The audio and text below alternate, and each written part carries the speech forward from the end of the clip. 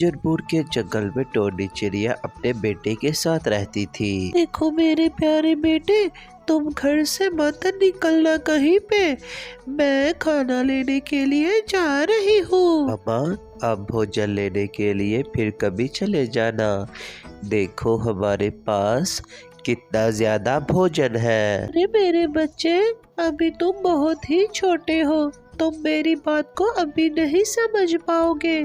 ठीक है, मैं चलती हूँ। ये कहकर टोनी चिड़िया भोजन की तलाश में चली जाती है। कौवा अपने घोंसले में सो रहा था। टोनी चिड़िया जाकर कहती है, कालू भैया, मैं भोजन लेने के लिए जा रही हूँ। अगर आपको भी भोजन चाहिए, आप भी मेरे साथ चलिए। अरे जाओ टोनी चिड़िया, तुमने तो मेरी नींद हराम कर दी।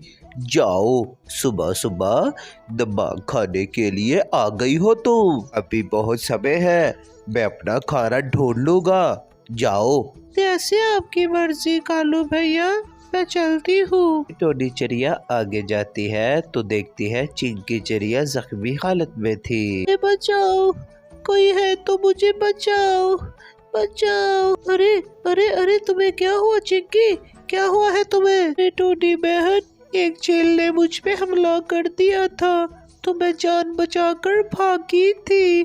फिर थोड़ा सा जख्मी हो गई हूँ। जल्दी से ही मुझे हॉस्पिटल ले जाओ, नहीं तो मैं मर जाऊंगी। चलो चिंकी चिड़िया, मैं तुम्हें हॉस्पिटल ले जाती हूँ। चलो चलो। फिर टोनी चिड़िया चिंकी चिड़िया को हॉस्पिटल ले जाती है। टोनी चिड़िया का ऑपरेशन जारी होता है। फिर कुछ समय बाद डॉक्टर आकर कहते हैं, ये देखिए, चिंता की कोई बात नहीं, आपका मरीज खतरे से बाहर है। अपने समय पर अपने मरीज को लाकर उसकी जान बचा ली। अब आप अपने मरीज को लेकर जा सकते हैं। थैंक यू डॉक्टर साहब, थैंक यू।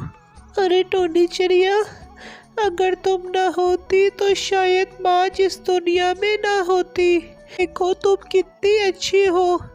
खुदा न करे कभी न कभी तुम्हें मेरी जरूरत पड़ेगी तो मैं जान भी अपनी वार दूंगी। वो चिंकी बहन, कोई बात नहीं, ये तो मेरा फर्ज था। अगर कोई मुसीबत में हो तो हमें उसकी मदद करनी चाहिए, ना के तमाशा देखना चाहिए। चलो, अभी हमें छुट्टी मिल गई है, चलो अब हम घर चलते हैं। फिर टोनी चिड़िया उसको घर ले आती है। टोनी बहन, मेरे घर में कुछ नहीं है खाने को, और मैं इस हालत में भी नहीं कि मैं भोजन की तलाश में जा सकूं। चिंकी, तुम्हें घबराने की जरूरत नहीं, वैसे भी मैं भोजन की तलाश में जा रही थी। आज जितना भी भोजन मिलेगा ना, मैं सब भोजन आपको दे जाऊंगी। कहकर टोनी चिड़िया भोजन की तलाश में चली जाती है। टोनी चिड़िया भोजन काफी इकट्ठा कर लेती है। टोनी चिड़िया चिंकी चिड़िया के पास आ जाती है। अरे ये लो चिंकी बहन,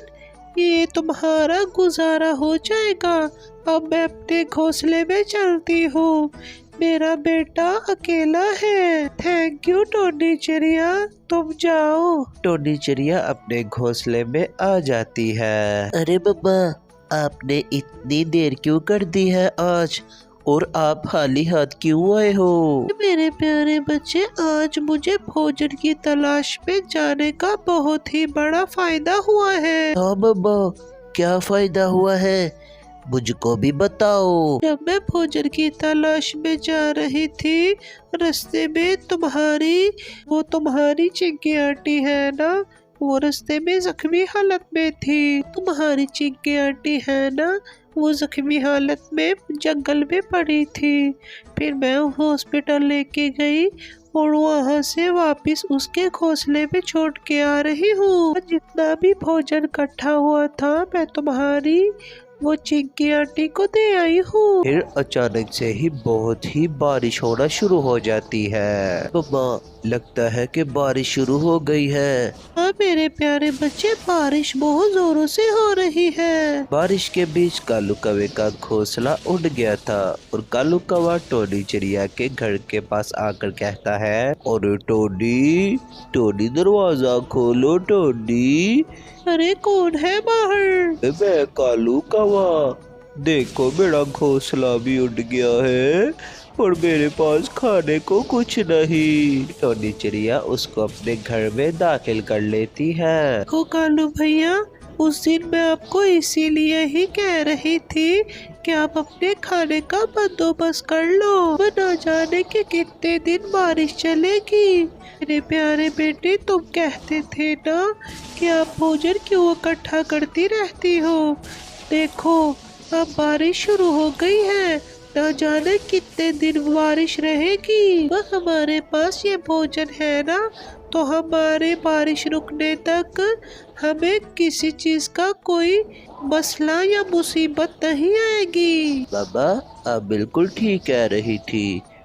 जब बारिश बंद होगी ना, तो मैं भी आपके साथ रोजाना भोजन लेने के लिए जाया करूँगा। टोनी चिड़िया, बिल्कुल तुम ठीक कह रही हो। मुझे माफ कर दो, मुझे उस टाइम तुम्हारे साथ खाना लेने के लिए जाना चाहिए था। अब जब बारिश बंद होगी तो मैं भी भोजन का इंतजाम कर लूँगा कि कभी भी मेरे पे मुसीबत ना आए। तो प्यारे दोस्तों, इस कहानी से हमें यह सीख मिलती है, मुश्किल वक्त का कोई पता नहीं होता, तो हमें मुश्किल वक्त की तैयारी रखनी चाहिए।